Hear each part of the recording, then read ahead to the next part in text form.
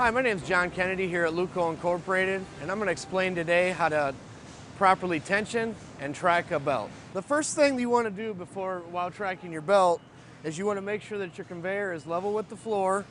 You want to make sure that it's square to itself, that all your ends don't sag. You want to make sure this doesn't sag up or down. Make sure that this is level with the bed.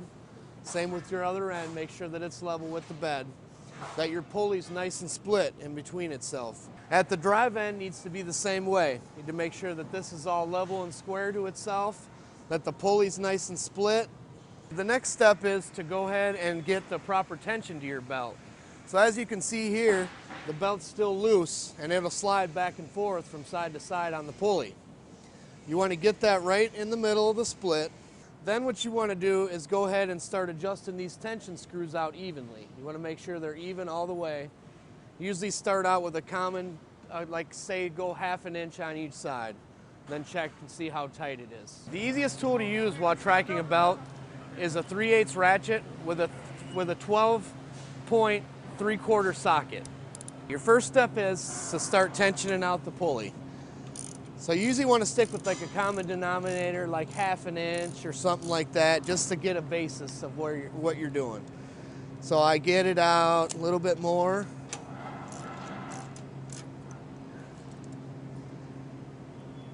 That's a half an inch.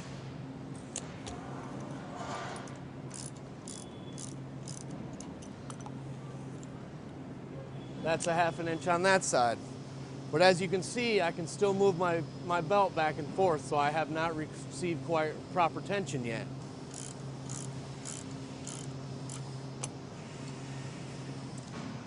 Now I have it out to about 3/4 of an inch, so I'll match the other side to the same.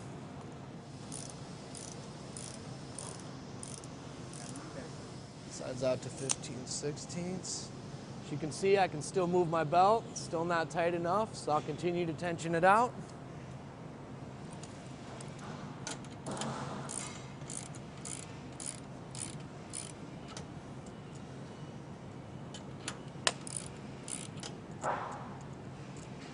Got about an inch on that side, so I'll match my inch to the other side.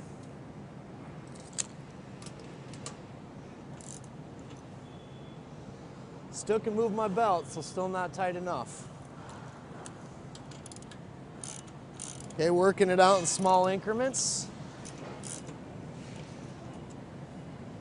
Got that side to 1.25 inches. Still need to go a little farther.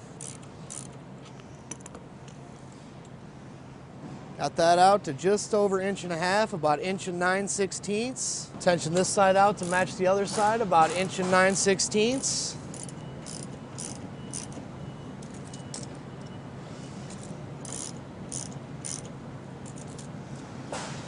9/16. Still got to go just a little farther. Starting to get there though.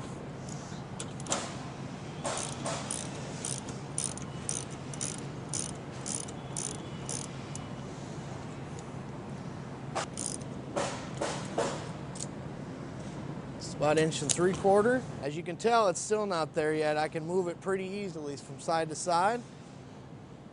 So I'll continue to tension it out.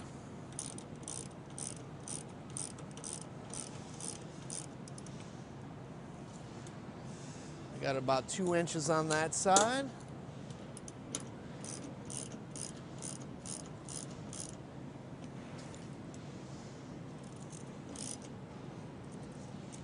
About 2 inches on that side. Still got a little bit of play in there.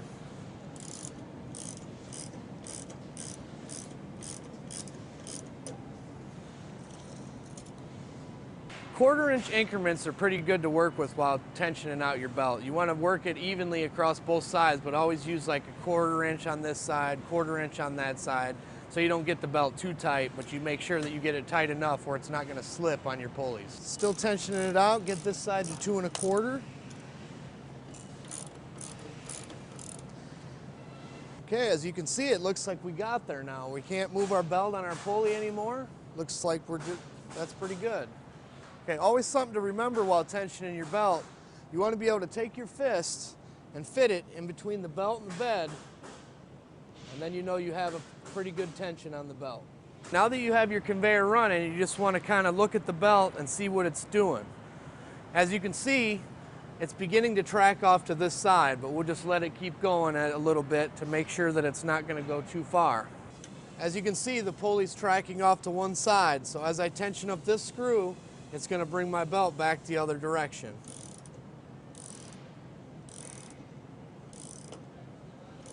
A little bit goes a long way in this step. If you move it too much, it may work itself too far the other way. You may have to move it back. The belt's starting to work its way back, so now I'll just stand back and observe and see what the belt's going to do.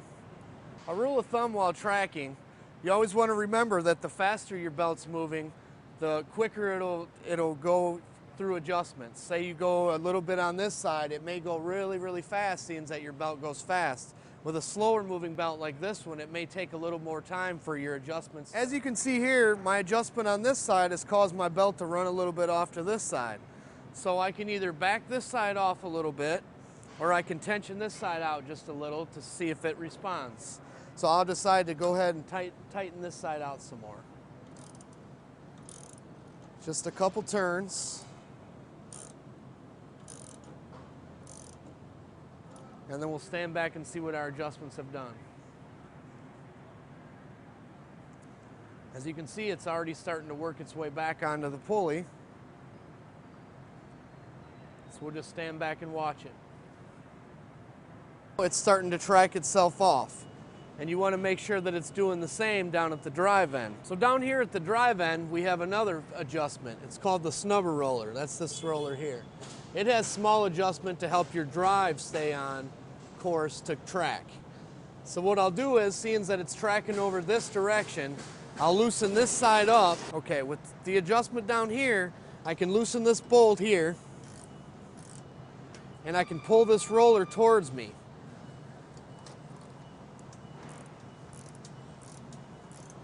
Tightening that up. And then we'll just see how that change takes course. As you can see, it looks like it's already starting to work its way back the other direction. Belt tracking usually is pretty tedious. You have to make sure that you take your time and that you make proper adjustments to the belt. It may take some time and it may take a little effort to get it to track properly, but once it's tracked, then you shouldn't have to mess with it. During tracking, it's always important to remember you may not be able to get it completely perfect, but as you see here, we're doing a good tracking job. But it may track a little bit more to this side or a little bit more to this side. One key thing to remember is you never want it to run off the end of the pulley here or off the end of the pulley here, or vice versa at the drive end. As long as it's working itself over and coming back, working itself over and coming back, it's getting pretty good tracking. As long as you're not tearing up the edges of your belt by tracking too far this way or too far that way, you're doing pretty good. I just wanted to thank you for watching our video about belt tracking. Just remember, belt tracking is a fairly easy process, but you always want to take your time while doing it to make sure you do it properly. Thanks again.